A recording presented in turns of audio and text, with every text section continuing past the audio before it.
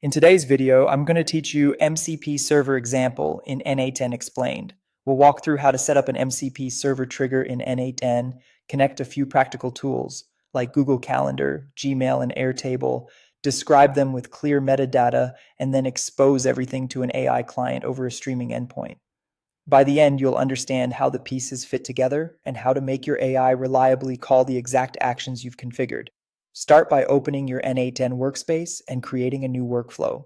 This gives us a clean canvas to assemble the server and the tools it will offer. Add the MCP server trigger node to your workflow. This node is the entry point for tool calls from an AI client. When you drop it in, it generates a unique server sent events URL. Think of that URL as a live doorway the client will use to discover and invoke your tools. Keep that URL handy, we'll use it shortly. With the trigger in place, connect the tool nodes you want to expose.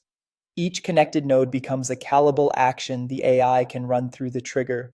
You can add as many as you need, and each one can represent a focused capability. For a concrete example, add a Google Calendar node, set its operation to something useful like list events to retrieve upcoming meetings or create event to schedule new ones. Configure any required fields so it can run end-to-end without additional manual input once called. Next, add a Gmail node. Choose read emails if you want the AI to fetch messages based on filters, or send draft if you want it to prepare and send communications. Keep the inputs predictable so the AI knows exactly what to provide.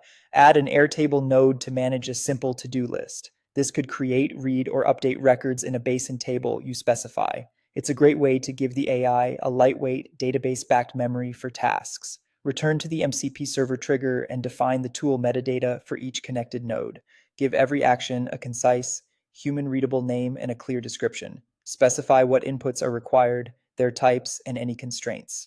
This metadata is the contract the AI follows, so be explicit about what the tool does and what it needs. Finally, copy the SSE URL from the trigger and paste it into the configuration of your MCP compatible client such as Claude Desktop. Once the client points to that URL, it will discover your tools, read the metadata, and be ready to call them through the workflow you just built. That's the full setup: trigger, tools, metadata, and client connection. Simple, clear, and powerful.